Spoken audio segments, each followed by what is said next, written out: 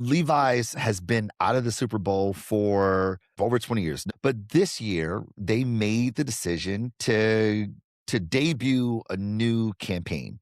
Considering the fact that the Super Bowl is happening in San Francisco and Santa Clara, so San Francisco, Mhm. which is where Levi's is based. It's on their home turf, and the stadium bears its name, Levi Stadium. Levi's Mhm. goes, okay, we're going to do this.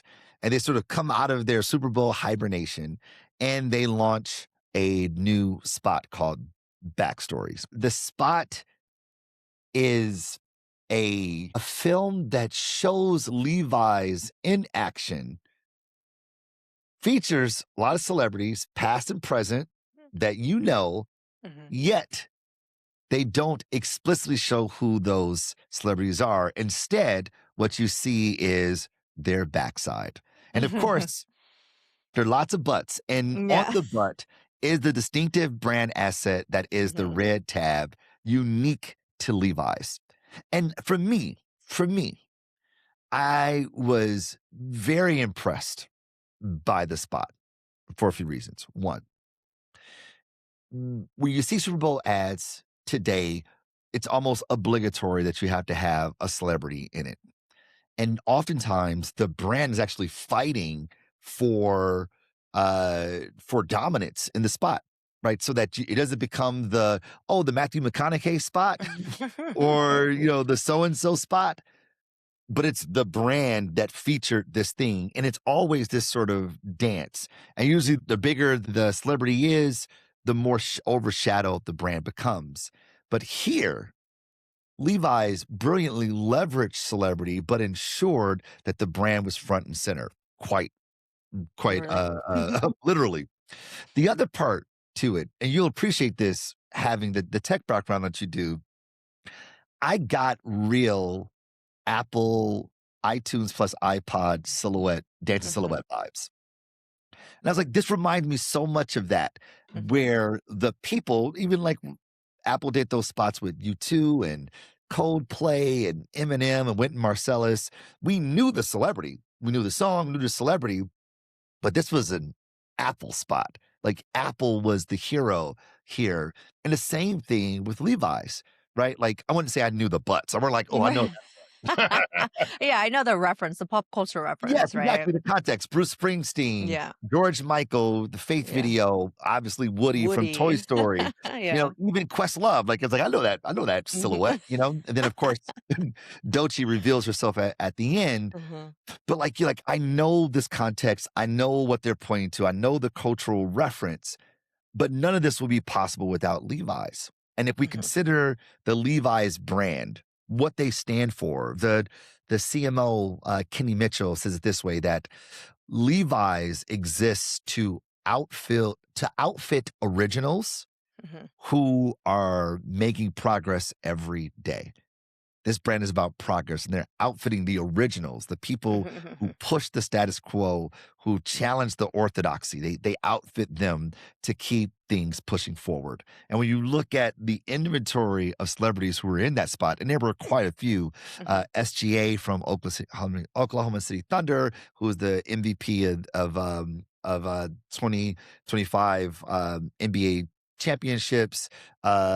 Rosé from K-pop superstar. Like you Mhm. have all of these things here. Mhm. You go, man, the fact that they were able to pull off this Avengers like Yeah. spot and still maintain the integrity that this is a Levi's brand. I bravo. It Yeah. was like slow clap. I was really, really impressed. I thought it was one of my favorite spots of the night. Yeah, I agree. At first, I didn't like catch on until I started seeing like more butts, and it was funny because at first I was like, "Oh, that's like butts, butts, butts," and I'm like, "Oh, I get it." Like it's the Levi's brand, the red tag there. So it just got smarter and smarter because it's like, yeah, you're not paying attention to the celebrities, you're trying to figure out whose butt it is, And then the Bruce Springsteen one with like the album cover, like it was just hit after hit after hit, and I think it was like so many of them that it's like you had enough of them that a wide variety of people would be able to describe at least one or a couple of them, even if you didn't know all of them, right? The other thing that it like really brought to mind was that like it was kind of like Levi's coming out of, the discourse of last year about jeans, and like not Mhm. mentioning anything having to do with Sydney Sweeney. Okay.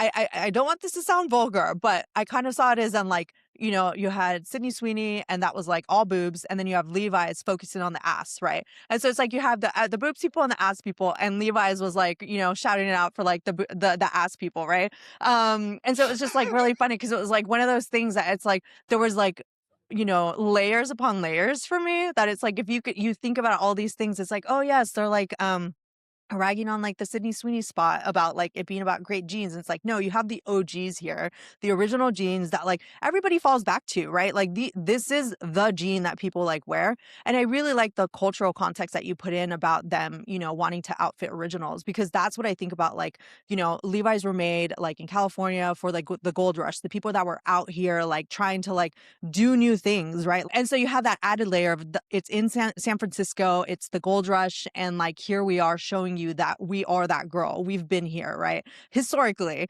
And we don't even have to pay attention to the mess that happened last year.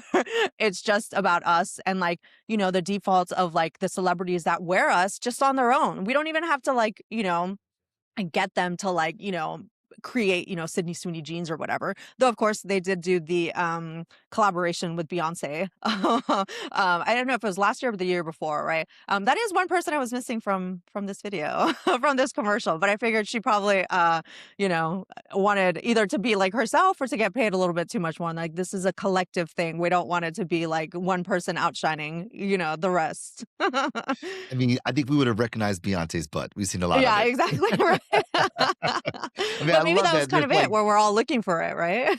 I love there's the boobs brand and the butt brand. I think that's great.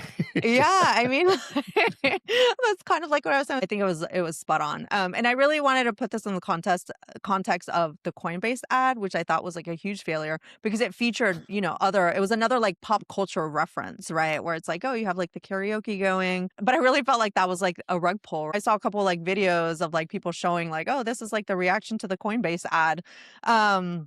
Where it's like, oh, they're singing along, and when they realize it was Coinbase, they just, like, start flipping off the TV, and I'm like, "Oh, no, that's not the reaction that you wanna be getting from people." So I thought, like, for me, it was, like, a miss, even though, they one of the most popular, like, pop culture acts, Backstreet Boys were, like, featured in it. They just rolls out another cringy campaign for, like, merch that, like, there's, like, a bright blue baseball hat that says, "Yeah," and then, like, a bright, blue T-shirt that says, "Everybody, yeah," and I'm just like, "Oh, no, where are these decisions, like, coming from? Is the point for it to fail so bad that you get attention because it fails so bad?" You know? Would love your thoughts on the Coinbase ad, Well, Marcus. here's my take on Coinbase. I'm a little conflicted. I think that the execution was questionable, no doubt. However, I I was really intrigued because I felt like Coinbase understands where Super Bowl ads are today.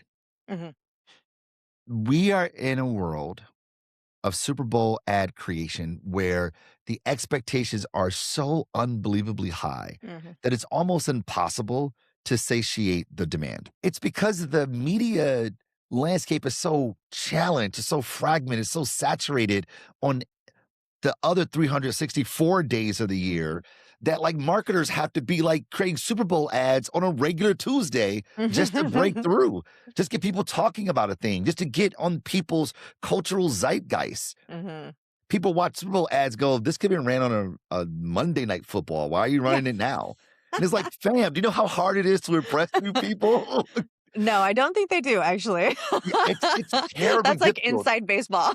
And 100%, and I've made a lot of Super Bowl ads, Mhm, and, like, there is a brief, there's not a formula, I call it more of a calculus, but there's a way of briefing for a Super Bowl spot, the mhm, expectations of what you have to bring to the table are much higher, but we have reached a point where the traditional means of approaching the brief for Super Bowl are now being eclipsed by the expectations of it.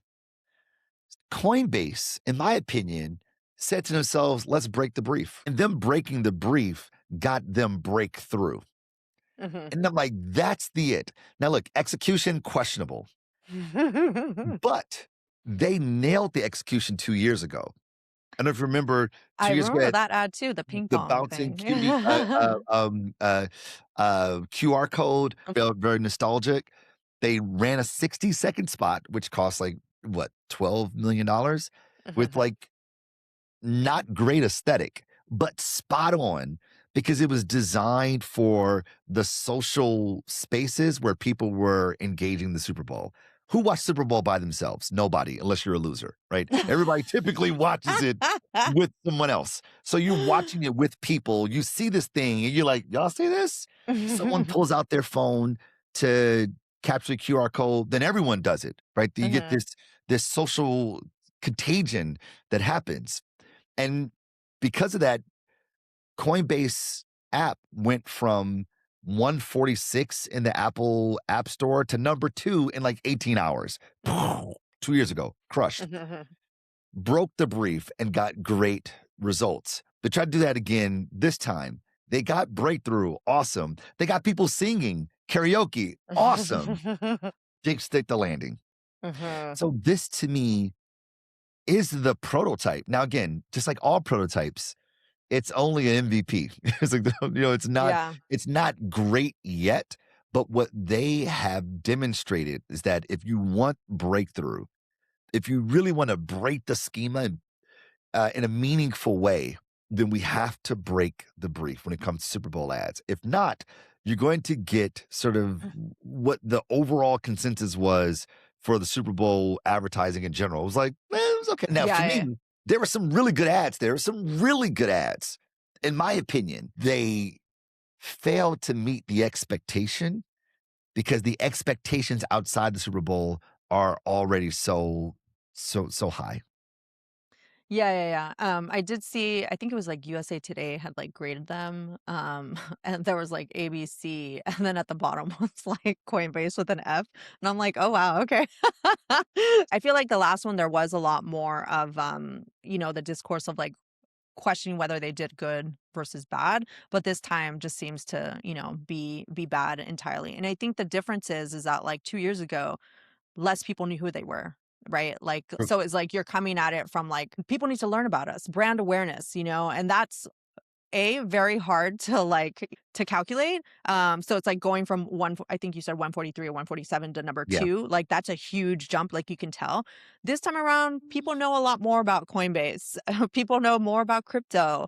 Have more negative feelings against crypto that's and right. like, Coinbase. So it's like they were kind of still approaching it from being like an upstart, like, company that nobody knows about. And it's like at this point, it's like, no, enough people know your name, know your founder, know more of your politics, know more about crypto, that is affecting your brand awareness.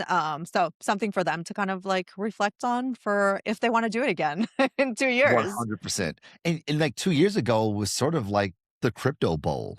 There was Hmm. so much Yeah, that's right. cryptocurrency advertising happening. Crypto was in a warm space in the zeitgeist. Hmm. So people go, wow, Coinbase. Okay, here's another offering that I didn't think about that maybe I should be paying attention to.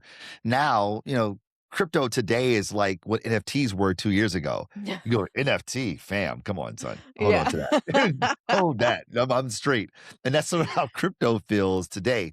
Hmm. Scott Galloway had a really good a good observation that I think is worth bearing here as we think about the technology of the day being AI Hmm. centered. He said 2 years ago there was crypto was sort of the focus for like tech advertising at the time, Hmm. and then crypto sort of blows up, Hmm. right? And not in a good way. Like I should Yeah. say, the bubble burst, probably the way to put Yeah. it. And that's what the growing concerns are about AI. And Hmm. this year, I think 15 or 16 of the almost 60 ads that were ran were AI. Like that's a Hmm. lot of AI advertising, not even including the ones that used AI, Right. So one may say that this was the AI bowl. And the Mhm. question becomes, will this have the same fate that we saw with Coinbase or, 20-year plus ago when it was the dot-com bowl and we saw Mhm, a mhm. burst happening there? Like, is this a signal of what's to come? Yeah.